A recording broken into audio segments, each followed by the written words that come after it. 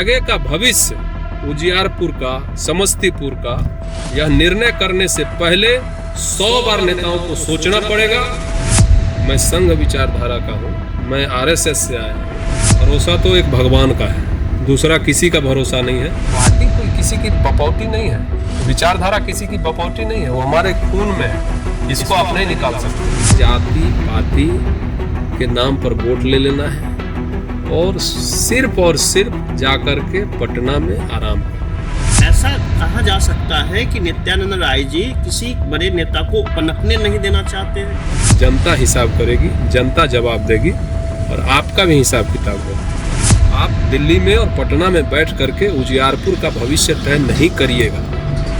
आप मुझे आसमान से गिरा दीजिएगा, मैं फिर से शून्य से शुरू करने की ताकत रखता हूँ एक स्वयंसेवक कि आखिर अपराध क्या हुआ जो यहाँ से कमल सिंबल गायब हुआ। कोई यदि कार्यकर्ता थोड़ा लोकप्रिय हो रहा है उसको गर्दन काटना, तो ये सब हम लोग समझ चुके हैं। मैंने एक मैसेज दिया है, आप इस तरह का अगर करतूत आगे करिएगा तो आप ऐसे कार्यकर्ताओं को निकालते रहिए पार्टी से, पार्टी को कमजोर करते रहिए। मैं राजनीति करूं या न करूं, मैं हमेशा इसी विचारधारा में रहूंगा और दृढ़ इच्छा शक्ति का धनी हूं, दिगने वाला नहीं हूं। ये मेरी सबसे बड़ी ताकत है। रोजगार मांगने से अच्छा है आप रोजगार देने वाले बनिए।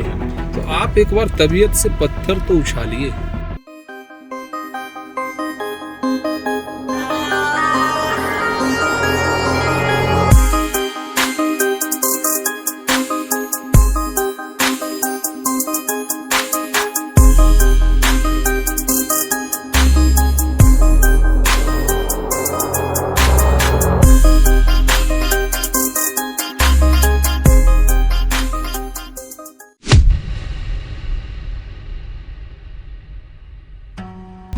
समस्तीपुर जिले के 134 उजियारपुर विधानसभा का सीट तब बहुत ज्यादा चर्चा में आ जाता है जब एक संभावित प्रत्याशी जो एनडीए के सबसे बड़े घटक दल भाजपा के पूर्व में 2 टर्म के जिला अध्यक्ष रह चुके होते हैं और लगता है कि बस टिकट महज एक औपचारिकता मात्र शेष रह गई है, और अचानक से ऐसा कुछ होता है कि सीट शेयरिंग में वो सीट उनके दूसरे घटक दल को चला जाता है। उनका भी नाम उपेंद्र कुशवाहा है और हमारे जो प्रत्याशी आज हमारे मेहमान हैं, निर्दलीय प्रत्याशी श्री उपेंद्र कुमार कुशवाहा। सर, आपका द बिहारी पॉडकास्ट में बहुत बहुत स्वागत। आपको बहुत बहुत नमस्ते, धन्यवाद। हम लोग सर न्यूज के माध्यम से देख रहे थे कि भाजपा के सबसे बड़े चेहरा उजियारपुर में, और लग रहा था कि बस टिकट मिलना एक औपचारिकता मात्र है, क्योंकि आपके साथ जो लोग थे, शीर्ष नेतृत्व से लेके जो भी आपके जिला के जितने भी नेतागण थे, पदाधिकारी थे, तो ऐसा क्या हुआ जो सीट शेयरिंग में आपके हाथों से, आपके संगठन के हाथों से ये सीट चला गया और एक संभावित सबसे ज्यादा प्रबल उम्मीदवार को अपनी सीट गंवानी पड़ी, और जिसके फलस्वरूप ऐसा हुआ कि आपको मजबूरन निर्दलीय उम्मीदवार के रूप में नामांकन करना पड़ा। तो इस रूपरेखा जो चेंजेस हुए हैं, इसके बारे में सर आपकी प्रतिक्रिया क्या है? देखिए, ये भारतीय जनता पार्टी सबसे पहली बार उजियारपुर विधानसभा चुनाव लड़ी 2020 में, और उससे पहले गठबंधन चुनाव लड़ा करती थी जब से उजियारपुर विधानसभा बना है।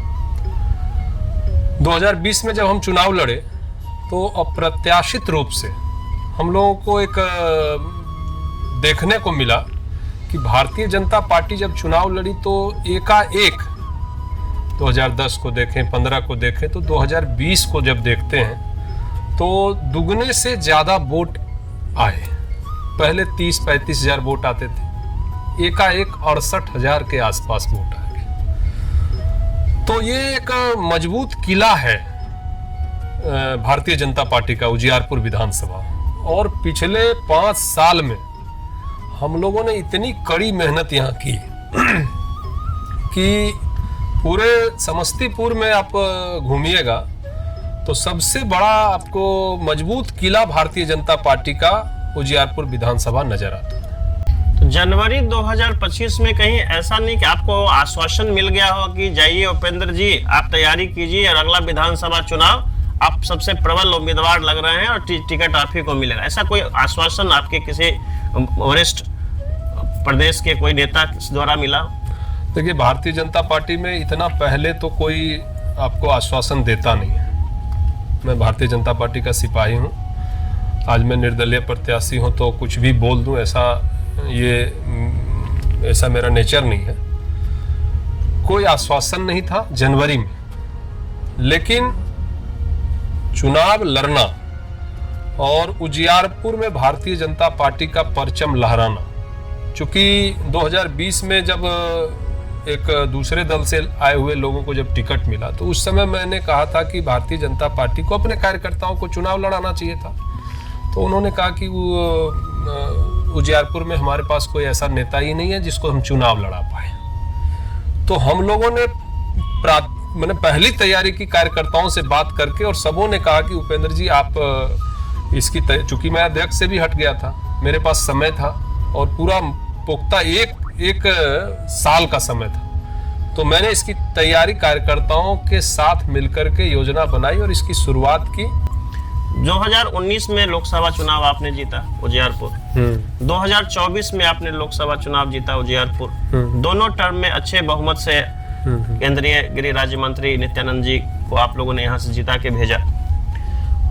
इसके इनाम स्वरूप ऐसा माना जा रहा था कि उपेंद्र जी को बड़ी जिम्मेवारी मिलेगी और विधानसभा सीट उपेंद्र कुशवाहा जी को निश्चित है, क्योंकि आपका जो टर्म रहा है काफी अच्छा रहा है और आपने अपने स्तर से बहुत सबों को मिला के चलने का कार्य भी किया और बड़े एरिया को आपने कवर किया। लेकिन ऐसा हुआ नहीं, जिसका सीधा आरोप लगा दिया जा सकता है कि पिछले टर्म में 2020 में भी ऐसा कुछ हुआ कि समस्तीपुर और उजियारपुर दोनों सीट अगर एक्सचेंज हो गए रहते, एक आम जनता आम नागरिक के अनुसार अगर देखा जाए बोला जाए तो शायद दोनों सीट विजयी होती। अगर यहाँ से अश्वमेघ देवी, चूंकि उनकी तैयारी यहाँ से थी, और समस्तीपुर से आपके बाकी जो नेतागण हैं, जो कार्यकर्ता हैं, उसमें बहुत सारे नाम निकल के आ रहे थे। राम सुमरन जी हैं, मनोज कुमार गुप्ता जी हैं, रंजीत निर्गुणी जी हैं, ऐसे कुछ नाम, बिमला देवी जी हैं, ऐसे नाम। अगर ये सिनेरियो उस समय होता और उपेंद्र कुशवाहा जिला अध्यक्ष के नाते उस समय अगर आवाज उठाए होते तो ये परिस्थिति अभी ऐसी नहीं होती। देखिए, 2019 के चुनाव में मैं जिला का महामंत्री था, दिन रात मेहनत करके, और उजियारपुर विधानसभा का प्रभारी था, और हम इस 2019 के चुनाव में इस विधानसभा को लगभग 46-47 हजार से जीते थे।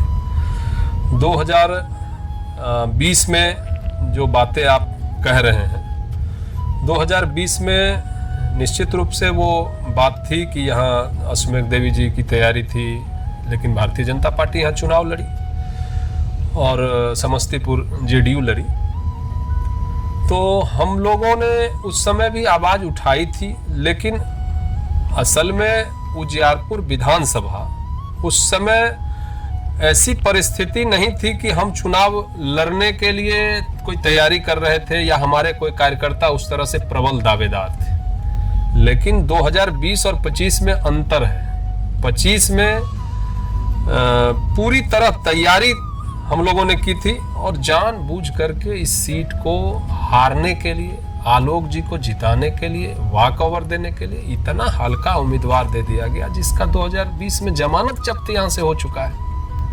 4000 वोट उनको, 4300 समथिंग वोट आया था। तो वो उनको टिकट देने का मतलब क्या है? उनको टिकट देने का मतलब है आप आलोक जी को वॉक ओवर देना चाहते हैं।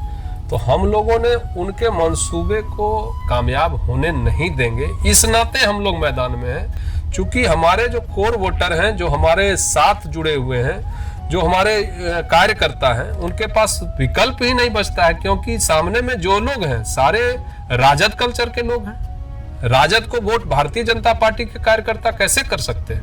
और गठबंधन के नाम पर आप किन्हीं को भी ला करके रख दीजिएगा तो सारी चीजें, सारी नैतिकता की बातें कार्यकर्ता के लिए ही है। नेताओं की कोई नैतिकता नहीं है। नैतिकता क्यों सर्वे रिपोर्ट पार्टी कराती है? बिल्कुल। क्यों यहाँ पर तैयारी कराती है? बार बार मंच से बोला गया कि भारतीय जनता पार्टी 100% उजियारपुर चुनाव लड़ेगी। हम पूरे जिले भर में 3 विधानसभा में चुनाव लड़ेंगे ही, चौथा भी लड़ेंगे समस्तीपुर, ये तक कहा गया। टिकट घोषणा होने से 4 दिन पहले तक उन्होंने कहा कि 100% हम उजियारपुर लड़ रहे हैं। तो ये एकाएक आप तानाशाही रवैया और इस तरह का आप तुगलकी फरमान जारी कर दीजिएगा और कार्यकर्ता मानने के लिए बाध्य हो जाएंगे, ये अब नहीं चलेगा। ये आप दिल्ली में और पटना में बैठ करके उजियारपुर का भविष्य तय नहीं करिएगा, ये यहाँ की जनता तय करेगी। आपने टिकट काट दिया है, आप टिकट काट सकते हैं, आप जनता का वोट आप नहीं दे सकते हो, जनता देगी, जनता हिसाब करेगी, जनता जवाब देगी और आपका भी हिसाब किताब होगा। ऐसा मान के चला जा सकता है कि चूंकि उजियारपुर के सांसद होने के नाते और चूंकि एक बड़े पद पे हैं केंद्रीय गृह राज्य मंत्री नित्यानंद राय जी, तो उनका हमेशा से एक व्यू पॉइंट लिया जाता है कि विधानसभा सीटों में कैसे क्या किया जाएगा। पिछले बार भी ऐसा ही हुआ कि एक हल्के कैंडिडेट को, जो आपने कहा कि दूसरे दल से आए हुए शील कुमार राय जी को टिकट यहाँ दिया गया और काफी अंतर से 30-40 हजार के अंतर से वो चुनाव यहाँ से हारे। चूंकि अश्वमेघ देवी जी की तैयारी समस्तीपुर से उतनी अच्छी नहीं थी, लास्ट टाइम में उनको समस्तीपुर सीट दिया गया। तो ऐसा कहा जा सकता है कि नित्यानंद राय जी किसी बड़े नेता को पनपने नहीं देना चाहते हैं उजियारपुर से खास तौर पे। मैं तो डे फर्स्ट से ही कर रहा हूं, जब से मैंने यह कदम उठाया है, कि मेरा अपराध क्या है। जब मैं सोचता हूं और कार्यकर्ताओं से बात करता हूं कि आखिर अपराध क्या हुआ जो यहां से कमल सिंबल गायब हो गया, भारतीय जनता पार्टी यहां चुनाव नहीं लड़ी, तो एक ही चीज निकल करके आता है कि मेरा अपराध ये हुआ कि मैं नेताओं का परिक्रमा नहीं किया, जमीन पर जाकर के तैयारी किया, जमीन से आवाज निकली और यही हमारे नेता को पसंद नहीं आया कि कोई व्यक्ति जमीन पर जाकर के इस तरह का काम कर रहा है। यह मेरे लिए भी घातक हो सकता है। यह गलत सोच जो उनके अंदर है, उनको मन में ऐसा आया होगा कि यदि इस तरह का मेहनती कार्यकर्ता अगर आगे बढ़ जाएगा, विधायक जीत जाए तो कल का सांसद का चुनाव भी लड़ सकता है। हो सकता है उनके दिमाग में यही रहा हो। क्योंकि पिछली बार बीजेपी लड़ी, इस बार भी बीजेपी लड़ना तय था। अगर आपको टिकट नहीं मिला तो जो पिछली बार उम्मीदवार थे उनको टिकट मिलता है, किसी न किसी आपके नेतागण को टिकट मिलता। बीजेपी की सीट यहाँ से गायब हो गई। देखिए, कमल सिंबल होता तो निश्चित रूप से मैं यह कदम नहीं उठाता, लेकिन यह एक सोची समझी साजिश है और हम लोग उस नेता की मानसिकता को समझ चुके हैं। अब हम लोग किसी गलत फहमी में नहीं है, हम लोग पहले गलत फहमी में रहते थे। इस विद्रोह के बाद उपेंद्र कुमार कुशवाहा को बीजेपी पार्टी से निष्कासित किया गया। देखिए, वो तो प्रक्रिया है, क्योंकि जब मैं जिला अध्यक्ष था 2020 में, तो हमारे जो भी कार्यकर्ता चुनाव लड़े थे उनको मैंने निष्कासन किया था प्रदेश नेतृत्व के निर्देशानुसार, तो मुझे भी निकाला जाएगा, उसकी कोई परवाह नहीं है। भारतीय जनता पार्टी का सिपाही हूँ।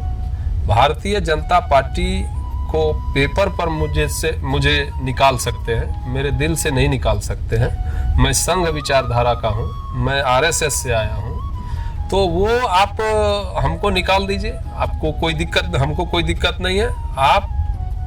मैंने एक मैसेज दिया है, आप इस तरह का अगर करतूत आगे करिएगा तो आप ऐसे कार्यकर्ताओं को निकालते रहिए पार्टी से, पार्टी को कमजोर करते रहिए। अगर आप, चूंकि मानसिकता वही है, संगठन को कमजोर करना, बिना मेरुदंड के आदमी को सामने रखना, कोई यदि कार्यकर्ता थोड़ा लोकप्रिय हो रहा है उसको गर्दन काटना, तो ये सब हम लोग समझ चुके हैं। अब हम लोग किसी गलतफहमी में नहीं है और हम लोग पदजीवी नहीं है।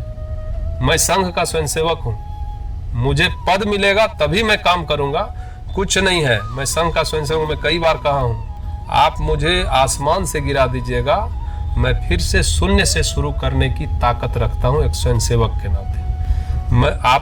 आप मेरा जितना भी ह्रास करने का कोशिश करिएगा, मैं फिर खड़ा हो जाऊंगा।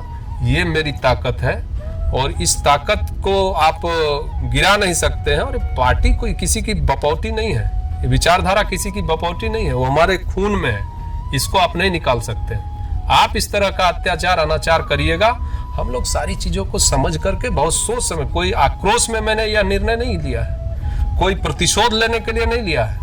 ये एक दूरदर्शी निर्णय है। मैंने बहुत सोच समझ करके यह कदम उठाया है कि मेरा क्या होगा यह महत्वपूर्ण नहीं है, आगे का भविष्य उजियारपुर का, समस्तीपुर का, यह निर्णय करने से पहले 100 बार नेताओं को सोचना पड़ेगा। इसलिए मैंने एक मैसेज देने के लिए यह कदम उठाया है। और दूसरी बात है कि निर्दलीय है, मेरी पहचान किसी पार्टी विशेष से अभी ऐसा नहीं, निर्दलीय हूँ, पहचान मेरी वही है, क्योंकि आज मैं जो भी हूँ वहीं से हूँ जी, बिल्कुल। लेकिन इस प्लेटफॉर्म के माध्यम से लोगों ने जज किया है कि उपेंद्र कुशवाहा एक ऐसा आदमी है जो वास्तव में सच्चा है, झूठ मूठ का वो नेतागिरी वाला बात नहीं करता है, जब खोजेंगे बेचारा हाजिर रहता है। यदि किसी कार्यकर्ता को कोई दिक्कत है तो वहां वो उनसे कुछ जहां तक संभव हो वो करते हैं, खड़े रहते हैं, कार्यकर्ताओं के लिए हमेशा, जनता के लिए हमेशा जो संभव होता है करते हैं। तो ये पहचान हमारी हुई है, इस पहचान के बदौलत लोग हम आगे राजनीति करेंगे। जो 2025 का ये जो घटना चक्र है जो आपके साथ हुआ, 2020 में भी लगभग ऐसा ही कुछ हुआ। आपको ये लगता है कि ये उनकी पॉलिसी ही ऐसी है, आपके जो नेताजी हैं? निश्चित रूप से देखिए, जब कोई व्यक्ति ना वो काम को अपना आधार नहीं बना करके और कूटनीति को अपना आधार बनाता है तो इस तरह के घटनाक्रम वो करते हैं। टिकट नहीं मिलने के बाद किन्हीं से बातचीत हुई भाजपा शीर्ष नेतृत्व से? कई लोगों से मेरी बात हुई, सारे शीर्ष नेतृत्व के लोग मुझसे बात किए, लेकिन निश्चित रूप से बात करने में वो देरी किए। और कार्यकर्ता को तो मुझे लगता है कि ये नेता लोग इतना अंडर एस्टिमेट करके चलते हैं, और मुझे लगता है कि ये मानसिकता उनकी बन गई है कि कार्यकर्ता गुलाम होते हैं। अनुशासन के जगह पर गुलाम वाली बात उनके मन में बैठ गई है। एक बार आदेश करेंगे, एक बार डर दिखाएंगे, पार्टी से निकालने का डर दिखाएंगे, पद से हटाने की बात करेंगे, और वो आराम से दुबक करके घर में बैठ जाएगा। लेकिन एक मजबूत आदमी जो अपने आप को, ठीक है पार्टी ने पहचान दिया है, लेकिन जब इस तरह का अत्याचार अनाचार बढ़ने लगेगा तो निर्णय लेना लाजमी होता है। तो हमारे नेताओं ने देरी कर दी। जब ये सीट आरएलएम को चला गया तो मैं कम से कम 20 बार फोन किया होगा शीर्ष नेतृत्व को, 20 बार, कि एक बार बात करना चाहिए, मुझे क्या करना चाहिए। एक बार उनसे मैं बात करना चाहता था कि आखिर ये कदम क्यों उठाया गया, वो मुझे समझाते, हो सकता है मैं समझ पाता उनकी बातों को। लेकिन जब उपेंद्र कुशवाहा नॉमिनेशन कर देता है, कार्यकर्ताओं से बात करके, मैंने कोई अकेला निर्णय नहीं लिया है, मेरे साथ जो पिछले 1.5 साल से मेरे साथ अपना दिन रात एक करके, अपना काम धंधा छोड़ करके, और लगातार न वर्षा देख रहे हैं, न जाड़ा देख रहे हैं, न गर्मी देख रहे हैं, न धूप देख रहे हैं, गलियों में कीचड़ में घूम रहे हैं, उन सारे कार्यकर्ताओं का भरोसा मैं कैसे तोड़ता। उन सारे लोगों से पूछ करके, और सारे लोगों ने एक सुर में कहा कि अब बहुत हो गया, इसके खिलाफ आवाज उठनी चाहिए, आपको अपनी ताकत दिखानी चाहिए। तो मैंने निर्णय लिया, और जब मैं नॉमिनेशन कर दिया उसके 2 दिन के बाद आप फोन कर रहे हैं और कह रहे हैं कि विड्रॉ कर लीजिए, तो ये संभव नहीं है। जिस तरह से माननीय मुख्यमंत्री नीतीश कुमार महिलाओं को साधने का काम करते हैं, मैंने देखा है कि उपेंद्र कुशवाहा जी जब शुरुआत करते हैं अपने चुनाव सीट आवंटन से पहले, तो वो रक्षाबंधन वाला सीन बहुत फेमस हुआ था। काफी संख्या में महिलाएं आई थी उपेंद्र भैया को राखी बांधने के लिए, तो वो कैसे और कैसी उतनी भीड़ अचानक जुट गई? देखिए, मैं जब जिला अध्यक्ष था तो उस समय बहुत सारे ऐसे कार्यक्रम होते थे अपनी महिला मोर्चा का, हमारी माताओं बहनों का, तो उसमें बड़ी संख्या में महिलाएं आती थी। हमारे पास एक बहुत बड़ी ताकत महिलाओं का मिला, जिनका विश्वास नरेंद्र मोदी के प्रति, नीतीश जी के प्रति, और वो विश्वास हम लोगों ने पार्टी के कार्यक्रमों में उन लोगों को बुला करके, और वो मैंने अपनी शक्ति जो है सो वो शक्ति देखा कि मोदी जी का ताकत क्या है और नीतीश जी का ताकत क्या है। तो मैं उन सारी बहनों से अपना एक जो भाई बहन का रिश्ता है उसको मैंने प्रगाढ़ किया। और जब मैं चुनाव लड़ने के अभियान में चला उजियारपुर के लिए, तो मेरे मन में ख्याल आया कि भाई रक्षाबंधन है और हमारी बहुत सारी बहनें जो हमारे सारे कार्यक्रमों में हमारा मदद करते हैं। और जब मैं गलियों में घूमता था तो उनका जो स्नेह प्रेम था, एक कोई बेटा मानती थी, कोई भाई मानते थे, तो मुझे मेरे मन में आया कि उन सारी बहनों को बुला करके और उनसे इस त्योहार को एक उत्सव का रूप दिया जाए, और हमारा जो वो भाई बोलते हैं तो उसको एक बंधन में एकदम बांध लिया जाए कि भाई अब आपका भाई और हमारा आपका और हमारा भाई बहन का रिश्ता है, और वो वोट बैंक भी हमारा बन जाए।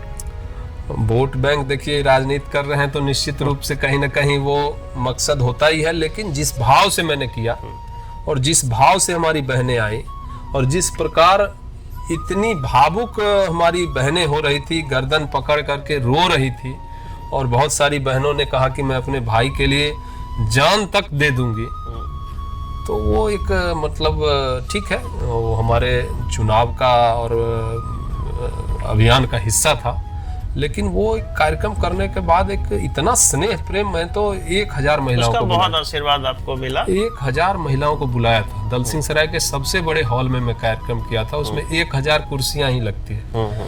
अब वो समझिए कि उनका पूरा ग्राउंड, पूरा धूप, और उसमें हमारी बहनें खड़ी थी, पूरा हॉल खचाखच भरा हुआ था, लगभग 5000 बहनें आई। तो वो तो मैं सौभाग्यशाली हूँ। मुझे लगता है कि पूरे बिहार में कोई भाड़े का भीड़ नहीं था, किसी को गाड़ी का पैसा नहीं मिला था, और सारी बहनों को ये कहा गया कि सिर्फ एक धागा लेकर के आइएगा। उसमें ज़्यादातर बहनें धागा भी, राखी भी खरीद के लाई, मिठाई भी खरीद के लाई, और जब तक वो राखी बांध नहीं दी तब तक गई नहीं। सारा एसी फेल, उतनी गर्मी में वो खड़ी रही, धूप में खड़ी रही, और जब तक वो राखी नहीं बांधी तब तक। तो ये मेरे लिए तो मुझे लगता है कि पूर्व जन्म का कोई पुण्य का काम मैं किया हूँगा, जो इतना प्रेम, ऐसे नेताओं को कोई भाई मानता नहीं है जिस प्रकार का राजनीति है।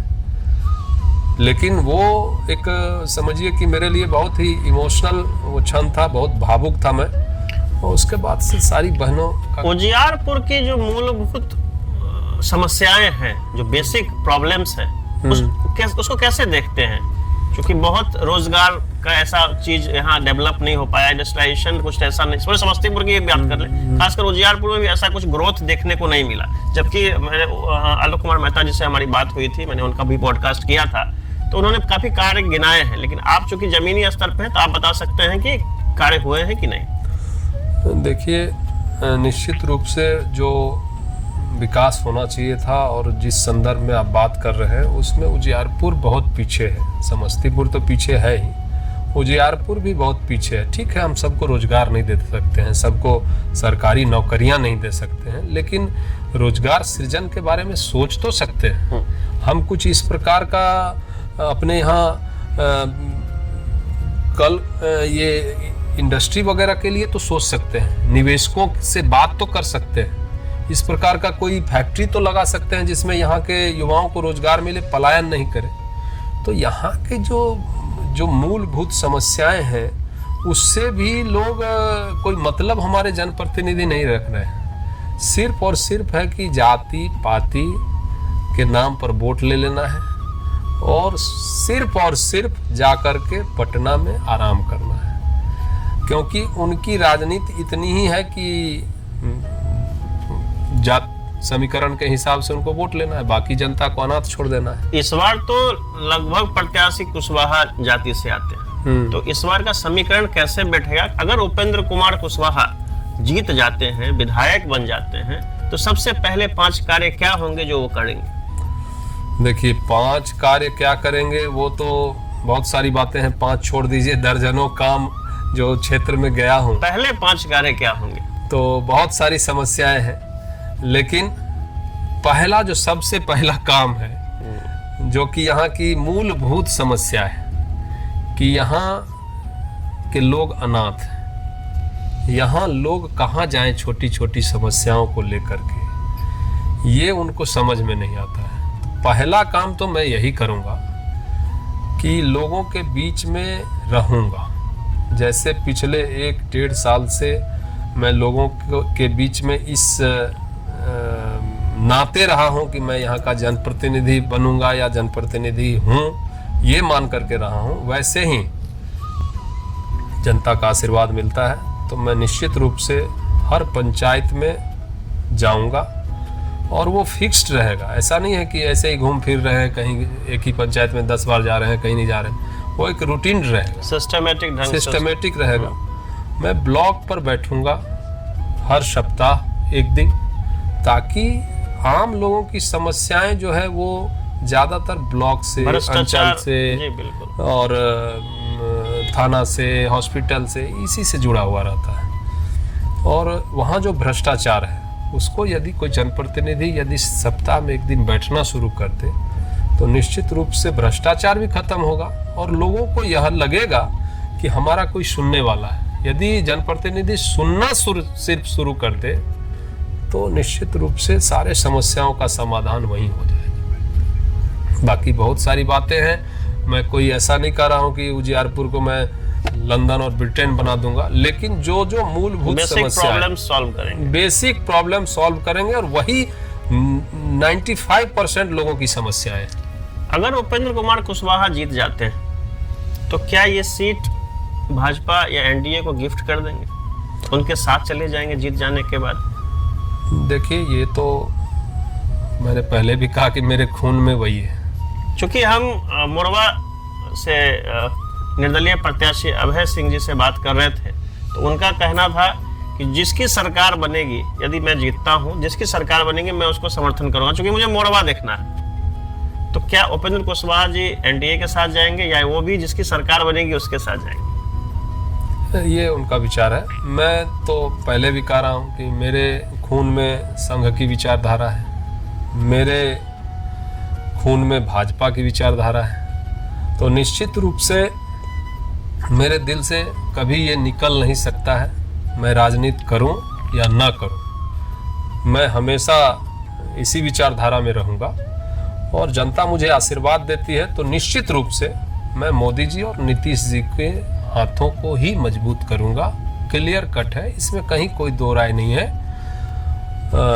इधर उधर की बातें कुछ नहीं है। एकदम सीधा सीधा मोदी जी और नीतीश जी, चूंकि उन्होंने देश का, प्रदेश का विकास किया है और मेरी विचारधारा बचपन से वही है, तो मैं निश्चित रूप से उसी में रहूंगा। इस पॉडकास्ट के आखिरी पड़ाव में कुछ सवाल होंगे, रैपिड फायर सवाल होंगे, जिसका जवाब कम शब्दों में देना है। राजनीति में आने की प्रेरणा आपको किनसे मिली? देखिए, राजनीति में आने की प्रेरणा निश्चित रूप से संघ का स्वयंसेवक था। बचपन से ही संघ, जब चुनाव आता है तो उसमें अच्छे कैंडिडेट के लिए वो प्रचार प्रसार करते, तो बचपन से ये मैं करता रहा। तो ये जेनेटिक गुण है मेरे अंदर, और मेरे माता पिता जी भी कहते हैं कि बचपन से ही नेतृत्व करने की एक बात जो होती है वो बचपन से ही है। तो लगता है कि मेरे अंदर वो बचपन से ही ये प्रेरणा अंदर में वो था, जो निकल करके 2010 के बाद आया। चुनाव चिन्ह अलमारी छाप है, उसको अगर आपको डिफाइन करना हो, अलमारी छाप का क्या मतलब, इस चिन्ह का मतलब बताइए। अलमारी छाप निश्चित रूप से उसके कई मायने हो सकते हैं, लेकिन मेरे अनुसार इस अलमारी में उजियारपुर का भविष्य है, इस अलमारी में आपके बच्चों की खुशहाली है, इस अलमारी में नरेंद्र मोदी जी और नीतीश जी का जगह है। आप भरपूर समर्थन करिए। ये अलमारी जब 14 नवंबर को खुलेगा तो उजियारपुर की परिस्थितियां बदली हुई होंगी, बदलाव हुआ रहेगा, और यहाँ सारी समस्याओं का समाधान उस अलमारी को खुलने के बाद हो जाएगा। आपकी सबसे बड़ी ताकत क्या है? क्या लगता है कि ये चीज उपेंद्र कुशवाहा की सबसे बड़ी जीत है? सबसे बड़ी ताकत क्या है? मेरी सबसे बड़ी ताकत है कार्यकर्ता हमारे साथ हैं। कार्यकर्ता का विश्वास मैंने जीता है, ये मेरी ताकत है। और मैं दृढ़ इच्छा शक्ति का धनी हूँ।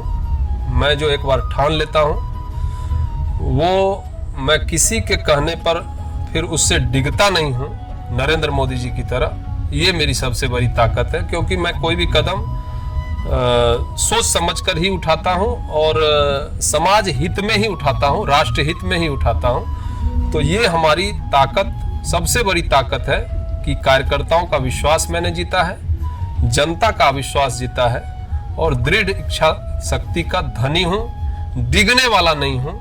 ये मेरी सबसे बड़ी ताकत है। इसका प्रमाण हमने देखा है कि आपने नामांकन वापस नहीं लिया केंद्रीय गृह राज्य मंत्री के कहने के बावजूद। सर, आप किस राजनेता को आइडियल मानते हैं, किसको फॉलो करते हैं? आपके पसंदीदा राजनेता जिसको अपने जीवन में आप उतारना चाहते हैं या उतारते हैं? निश्चित रूप से हमारे गरीबों के मसीहा आदरणीय नरेंद्र मोदी जी हमारे आइडियल हैं और वो निश्चित रूप से सबके आदर्श हैं। मेरे भी आदर्श नरेंद्र मोदी ही है। राजनीति से इतने सालों से आप जुड़े हैं, राजनीति कर रहे हैं, सबसे बड़ी सीख जो आपको मिली 2025 की सीख सबसे ज्यादा बड़ी थी या फिर बाकी वर्षों की जो आपने अभी तक अपना बिताया है राजनीति में? सबसे बड़ी सीख ये है कि कभी किसी पर आंख मूंद करके विश्वास मत करिए और कभी भी आप गलत चीजों का समर्थन मत करिए किसी लोभ लालच में। निश्चित रूप से जिस तरह का अभी प्रकरण हुआ है, जो परिस्थितियां पैदा हुई है, इसकी आशंका मुझे डे फर्स्ट से ही था। लेकिन हम लोगों ने बहुत एक तरह से कहिए कि स्वार्थ में अपने आँख को बंद करके और विश्वास करता रहा, जो कि कभी नहीं करना चाहिए। आपको अपना कंसेप्ट क्लियर रखना चाहिए और निर्णय लेना चाहिए, किसी दबाव में नहीं रहना चाहिए और किसी चीज़ों को आंख मूंद करके आप विश्वास मत करिए। किसी और कार्यकर्ताओं के लिए बात नहीं है, जो भी इस तरह के कूटनीति करने वाले लोग हैं उनसे सावधान रहनी चाहिए। युवाओं, खासकर युवाओं जिनका पलायन हो जाता है रोजगार के चक्कर में, और आपकी जो जनता है उनसे आप क्या अपील करेंगे? हम अपने युवा साथियों से, जनता से यही अपील कर रहे हैं कि आप जो नरेंद्र मोदी जी का सपना है 2047 में विकसित भारत का, और जो सपना है आत्मनिर्भर बिहार का, उसमें आप अपना सोच बदलिए, रोजगार सृजन के और यहीं मेहनत करने की सोचिए। रोजगार मांगने से अच्छा है आप रोजगार देने वाले बनिए, क्योंकि कई ऐसे उदाहरण हैं कि हमारे युवा साथी यहीं मेहनत किया, छोटे से संस्थान खड़े किए और बाद में जाकर के वो सैकड़ों लोगों को यहाँ रोजगार दिए। तो आप एक बार तबीयत से पत्थर तो उछालिए, मेहनत करिए, मेहनत से भागिए मत। और जीवन में कुछ भी शॉर्टकट नहीं होता है, मेहनत करने वाले ही आगे बढ़ते हैं और ये काम हमारे युवाओं को करना चाहिए। बहुत सारे युवा हमारे यहाँ कर रहे हैं और बहुत खुशी होती है वो देख करके। तो हमको इस दिशा में काम करना चाहिए।